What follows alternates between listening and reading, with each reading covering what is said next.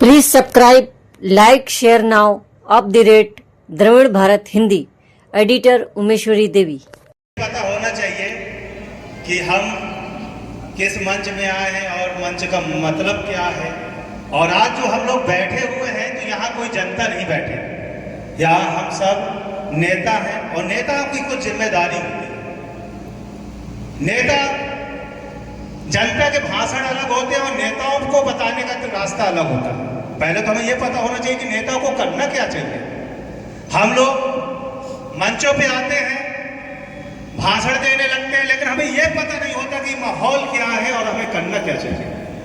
यह सबसे बड़ा दुर्भाग्य है कि हमें अपनी लाइनें पता नहीं होती, हम सिर्फ अपनी बातें करते हैं, ना हमें सुर पता होता है ना ताल, लेकिन ढपली बजाएंगे हमें।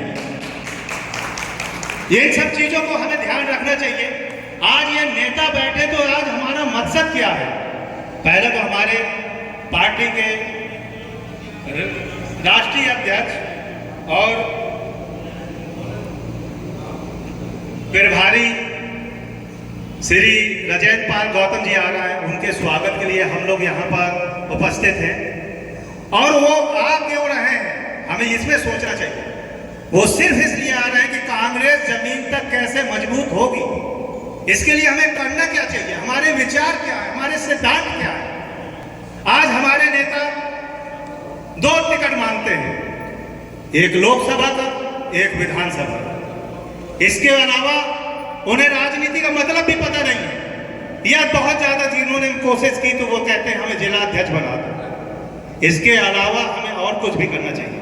हमें वार्ड तक पहुंचना चाहिए, हमें ब्लॉक तक पहुंचना चाहिए, हमें गांव-गांव तक पहुंचना चाहिए और अपने संगठन को मजबूत करना चाहिए। इसके लिए हम लोग कोई कोशिश नहीं करते। तो आज हमारी मीटिंग का मकसद है कि हम जमीन तक कांग्रेस को कैसे खड़ी करेंगे, हम अपने संगठन को कैसे आगे बढ़ाएंगे। तो हम लोग ज्यादा शिकायत न करके पार्टी को आगे बढ़ाने के लिए हम लोग कोशिश करेंगे। और मैं आपको बता दूं कि हम लोग हमेशा देखते हैं कि कभी कोई भी आदमी बाहर का आता है, हम उसे टिकट देने के लिए एग्री हो जाते हैं, हम लोग उसे बड़ी जिम्मेदारी देने के लिए एग्री हो जाते हैं। तो इसमें देखिए कभी कोई जाति धर्म की बात न होनी चाहिए। इसमें जो पार्टी का कार्यकर्ता जमीनी मेहनत करता है और खूब लगन से मेहनत करता है, जेल जाता है, मुकदमे खाता है, पूरी पार्टी का दायित्व बनता है कि उस बंदे को आगे करके आगे जिम्मेदारी दी जाए और पार्टी को मजबूत किया जाए। लेकिन हम जब टिकट की बात आती है तो हम लोग अपने अपने विचारों में लग जाते हैं, अरे ये तो इस जाति का है, ये तो उस जाति का है, ये तो उस धर्म का है। अपने राजनीतिक महत्वाकांक्षा, अपने फायदे के लिए हम लोग उभरते हुए कार्यकर्ता या मेहनती कार्यकर्ता को उपेक्षित करते हैं। जिससे क्या होता है, कुछ दिनों के बाद वो बंदा पार्टी से बाहर निकल जाता है और कांग्रेस जहां डूबी थी 50 सालों से 70 सालों से, वहां और गड्ढे में चली जाती है और अपनी बात रखें।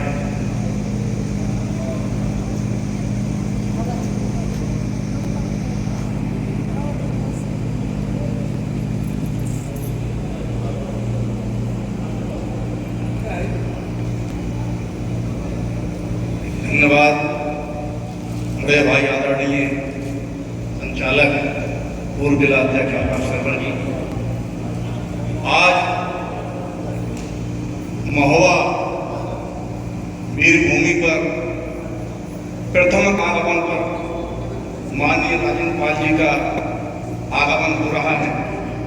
साथ ही साथ सभी जनपदों से, हमीरपुर, महोबा, सभी जगह से आए हुए सभी सम्मानित बुजुर्ग, नौजवान, महिलाएं, बहनें, सभी का हार्दिक अभिनंदन स्वागत करता हूँ।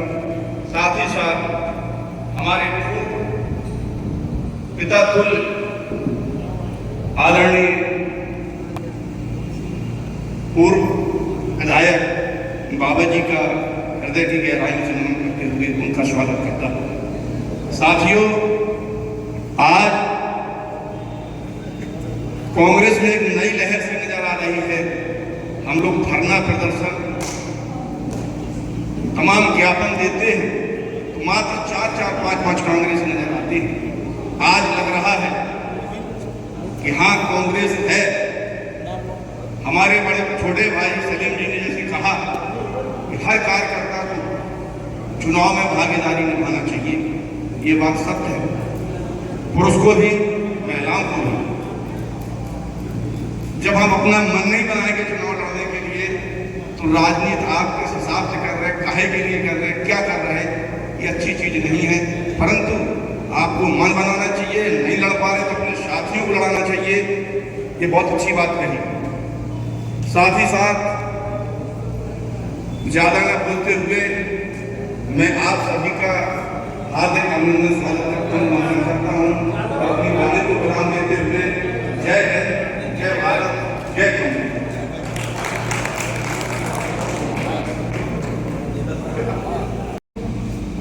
आज हमारे बीच आने वाले हैं माननीय राजेंद्र पाल गौतम, उनके स्वागत के लिए हम लोग आज यहाँ पर उपस्थित हुए हैं और जिला कमेटी कांग्रेस की उन सबका आप सबका आभार व्यक्त करती हूँ और जो महिलाएं बैठी हैं उनका भी आभार व्यक्त करती हूँ कि काफ़ी लंबे समय से वो लोग बैठी हुई हैं और काफ़ी इंतजार कर रही है उनके आने का।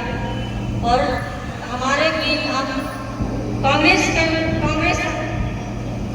जो है राष्ट्रीय स्तर की पार्टी है और इन्होंने 33% महिलाओं के आरक्षण की बात की है जो केंद्र सरकार में बचाने का काम कर रही है और संविधान को बचाने का काम कांग्रेस पार्टी ही कर सकती है। और हमें अपने बूथ स्तर पर और पोलिंग स्तर पर डोर टू डोर गांव में लोगों को जा करके जोड़ना चाहिए, उनसे मिलना चाहिए, उनकी परेशानियों को सुनना चाहिए और उनका निवारण करना चाहिए।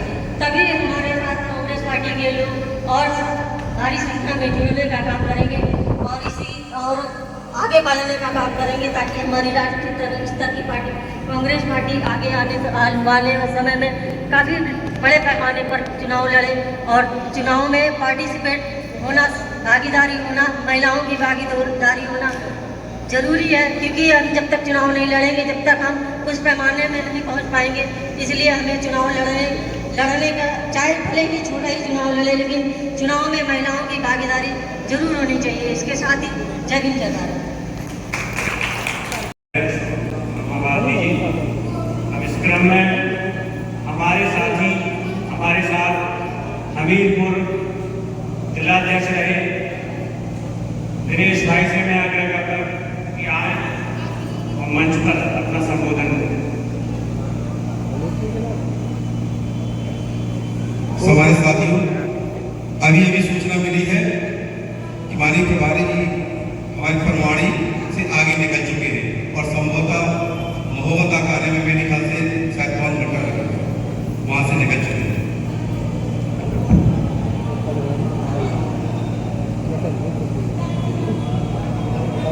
मैं सबसे पहले आप सबको बहुत बहुत धन्यवाद देता हूँ कि 2 घंटे से 3 घंटे से आप गर्मी में बैठे हुए, दूर दूर से आए, महिलाएं भी, हम सब लोग। राजनीति में बहुत अच्छी कहावत है कि जो आपको समय दे वो आपका पक्का साथी है। तो आप लोग प्रमाणित पक्के कांग्रेसी हैं और पूरे समय में ये पता चलता है कि कौन अपना है कौन बुरा है। आज जी कहाँ तक आ गए? महोबा में राजेंद्र गौतम जी आ रहे हैं। बहुत सोच समझ के दिल्ली वालों ने एक बहुत अच्छा निर्णय लिया है और हम सबको राजेंद्र गौतम बनना पड़ेगा क्योंकि कांग्रेस खत्म कभी नहीं हुई, उसका नाम बीएसपी और समाजवादी पार्टी है। जब तक कि ओबीसी और एससी कांग्रेस में नहीं जुड़ेगा, ब्राह्मण साथ नहीं देगा, मुसलमान साथ नहीं देगा, कांग्रेस सत्ता में नहीं आ सकती है। सत्ता में आने के लिए आपको वोट चाहिए। तो राजेंद्र गौतम जी आएंगे।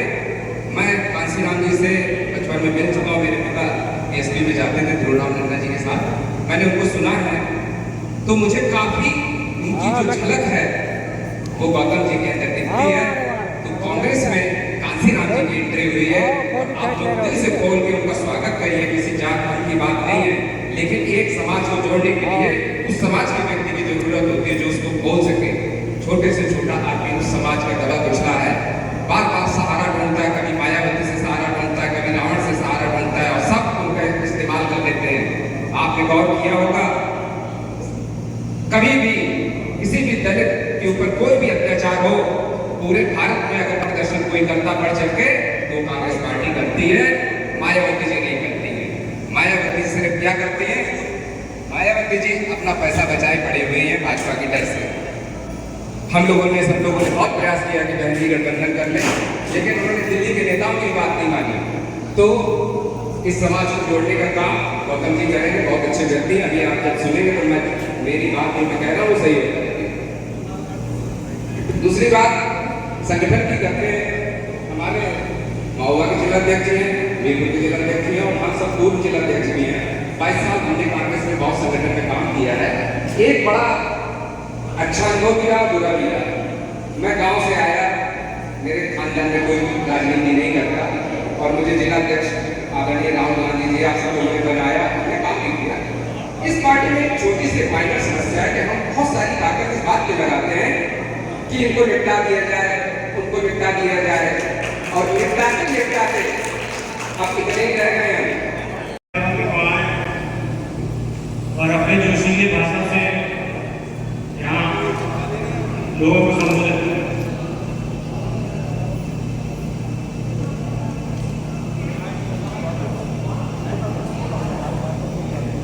शुक्रिया पूर्वी जिलाध्यक्ष जी, मंच का संचालन कर रहे माननीय संचालक जी। इस्लाम पे क्यों तोहमतें लटकारी है, इस्लाम पे क्यों तोहमतें लटकारी है, ये अक्ल नहीं जुनून की बीमारी है। गद्दार मुसलमान हो मुमकिन ही नहीं, इस्लाम का मकसद ही वफादारी है। क्रांतिकारियों के लहू से सींची गई आला उदल की धरती को मैं मामा भारती तहे दिल से सलाम करती हूँ। कोने कोने से आए हमारे ईमानदार, वफादार, बहादुर कांग्रेसी पदाधिकारीगण, मैं आप सभी का सम्मान करती हूँ। सामने बैठी कांग्रेस महिला शक्ति का मैं दिल से शुक्रिया अदा करती हूँ, क्योंकि ये महिला शक्ति मेरी सबसे बड़ी ताकत है। मैं बार बार इनका धन्यवाद और शुक्रिया अदा करती हूँ। मंच पर बैठे हमारे पितातुल बुद्धिजीवी माननीय बाबा वकील साहब, जिनसे हमारा एक ऐसा रिश्ता है, जिन्होंने मुझे राजनीति के कई गुण सिखाए हैं। आज महोबा प्रांगण में उत्तर प्रदेश के प्रभारी श्री रजत गौतम पाल जी का आगमन पहली बार हो रहा है। मैं और अपनी पूरी कांग्रेस पार्टी के साथ दिल से धन्यवाद करती हूँ। उठो द्रौपदी, उठो द्रौपदी, अब शस्त्र छोड़ो, उठो द्रौपदी, अब शस्त्र छोड़ो। गोविंद नहीं आएंगे। ये वो भारत देश है जहाँ नारी की पूजा की जाती है, जहाँ बच्चियों को लक्ष्मी माना जाता है, उनके पैर को छू के उनकी पूजा की जाती है। आपको याद होगा जब भारत देश के नापाक इरादे रखने वाले मौजूदा प्रधानमंत्री इस देश के रक्षक, रखवाले, चौकीदार बने थे, तो उन्होंने हमारी प्यारी भोली भाली जनता से एक प्रण लिया था, वादा किया था कि बेटी पढ़ाओ और बेटी बचाओ। आज इस देश में ना तो बेटी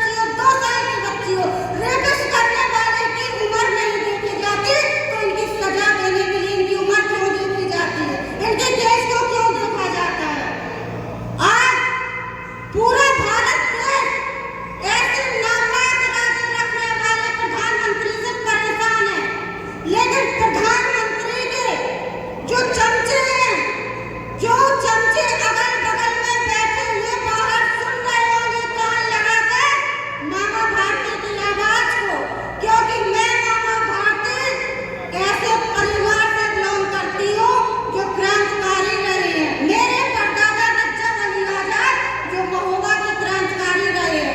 हम मरने से नहीं डरते हैं, मैं उन्हें खुली चुनौती देती हूँ, क्योंकि माननीय प्रधानमंत्री जी, इनकी एक बात आप लोगों को याद होगी, मेलोडी G20 में इनको बुलाया गया था, मेलोडी जी को, जो इटली की प्रधानमंत्री थी। प्रधानमंत्री उनको गिफ्ट में टॉफियां दे रहे हैं, लेकिन भारत की बेटियों के साथ अपने ही गुर्गों से बलात्कार करवा रहे हैं। उन गुर्गों को इन्होंने आज तक कभी सजा दी? इनके साथ क्या हुआ? आए दिन सिर्फ बच्चियों को परेशान किया जा रहा है।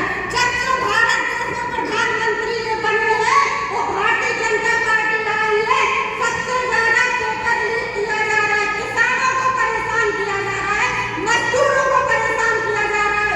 आए दिन इंसान रो रहा है, लेकिन सरकार के कान में जुआ नहीं फिर रहा है।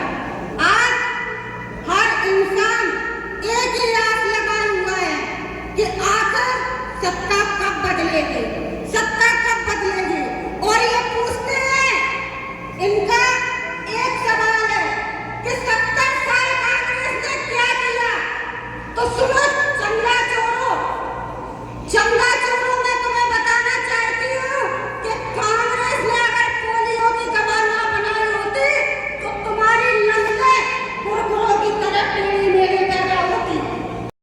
जनता ने खुदा मैं बसीर भाई का चेला। धन्यवाद संचालक महोदय जी। सबसे पहले मैं संविधान निर्माता बाबा साहब को नमन करती हूँ। आज महोबा और बांदा हमीरपुर का दौरा हमारे राष्ट्रीय अध्यक्ष अनुसूचित जाति विभाग के राष्ट्रीय अध्यक्ष एवं उत्तर प्रदेश प्रभारी राजन पाल गौतम जी का सब लोग बेसब्री से इंतजार कर रहे हैं उनके विचारों को सुनने के लिए। तो आप सभी लोगों का बहुत बहुत धन्यवाद, अभिनंदन वंदन है। मेरी जो बहनें बैठी हैं उन लोगों का भी मैं हार्दिक अभिनंदन और वंदन करती हूँ। आज हमारे देश की हालात क्या है उससे कोई वाकिफ नहीं है, सबको बहुत अच्छे से पता है कि हमारे देश के हालात कैसे हैं, वक्त बदतर हो गए हैं। हमें सबसे पहले संगठन को मजबूत करने का काम करना है। संगठन हमारा मजबूत होगा तभी हम लोग इन चोरों से लड़ पाएंगे। अगर हमारा संगठन मजबूत नहीं होगा, हम चाहे जितनी सभाएं लगा लें, चाहे जितनी भाषण दे लें, जब तक हम अपना संगठन नहीं, अपना जमीनी कार्यकर्ता नहीं होगा तो हम लोग पीछे रह जाएंगे।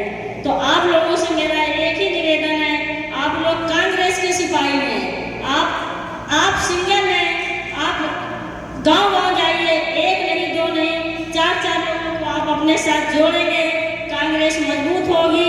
कांग्रेस मजबूत होगी तो हम देश में, प्रदेश में अपना शासन स्थापित करेंगे, और जब हमारा शासन होगा तो हमारा आने वाला भविष्य मजबूत होगा। आने वाला भविष्य मजबूत होगा, हमारा संविधान सुरक्षित होगा, तब हम और आप सब सुरक्षित होंगे। आप लोगों से मैं यही कहना चाहूँगी कि आप लोग मजबूती के साथ काम करिए। आप पद लीजिए, पद की जिम्मेदारी समझिए। सबसे जिम्मेदारी बात यह है कि हम जिले में हो या फ्रंटल के जितने भी पदाधिकारी हैं, ज़्यादातर वो लोग जिलाध्यक्ष बन जाते हैं। जिलाध्यक्ष के बनने के बाद उनकी कमेटियाँ कंप्लीट नहीं रहती हैं। जब कमेटियाँ कंप्लीट नहीं होगी, कार्यकर्ता नहीं होगा, तो हम इन चोरों से कैसे लड़ेंगे? तो हमें सबसे पहले उन फ्रंटल जितने भी हमारे फ्रंटल हैं उनके जिलाध्यक्षों से मेरा निवेदन है, आप लोग कमेटियाँ मजबूत कीजिए, गांव-गांव जाइए और संगठन को बढ़ाइए। उसके बाद हम लोग मजबूत होंगे तो ऑटोमेटिक हमारी अपनी जीत होगी। जिला पंचायत चाहे सभासद हो या वार्ड का हो, कोई भी आप चुनाव लड़ेंगे तो आप लोग भी बहुत अच्छे वोटों से हम लोग जीतेंगे। मैं अपनी बात बता दूं, मैं 2022 में टिकट लेके आई हूँ अपना। मुझे कितना संघर्ष करना पड़ा, ये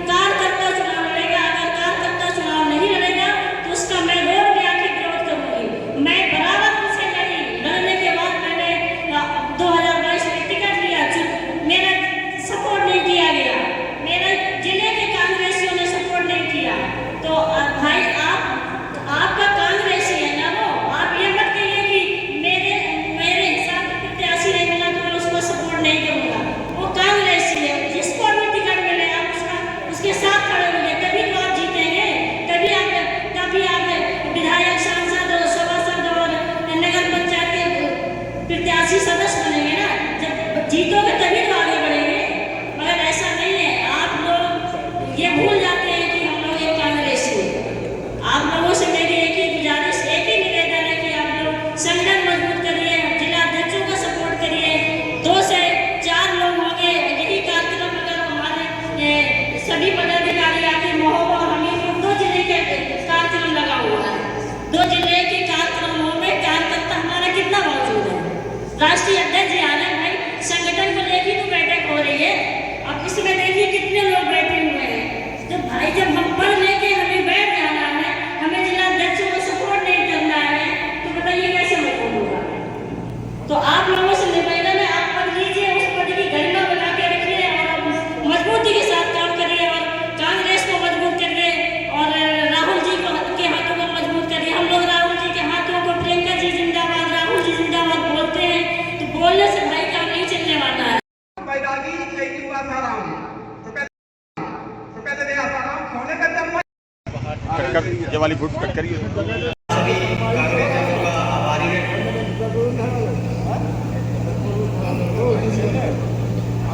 और आप सभी का आभारी हूँ जो इस कार्यक्रम के लिए आप सभी लोग संगठित हुए। और मेरे तरफ से जय कांग्रेस, जय हिंद, जय कांग्रेस।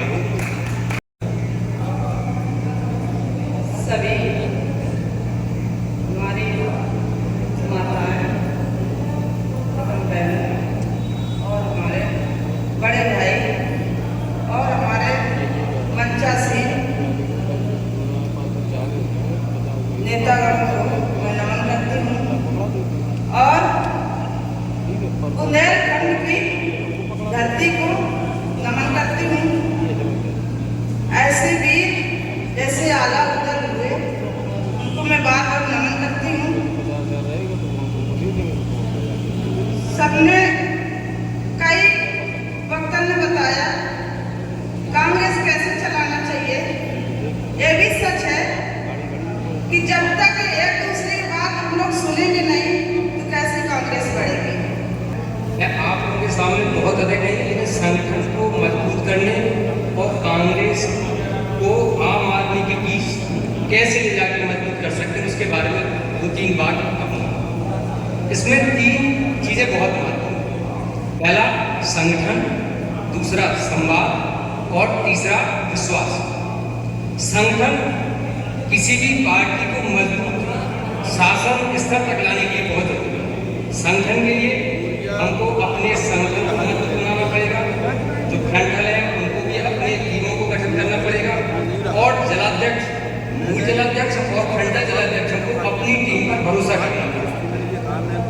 कागज पर कुछ नहीं है, यथार्थ में जो संगठन के सक्रिय सदस्य उनको संगठन में लें और अपनी टीम को मजबूत करें। क्योंकि जब तक टीम मजबूत नहीं होगी, चाहे वो मूल जलाध्यक्ष हो या खंडल के जलाध्यक्ष हो, तब तक पार्टी मजबूत नहीं होगी।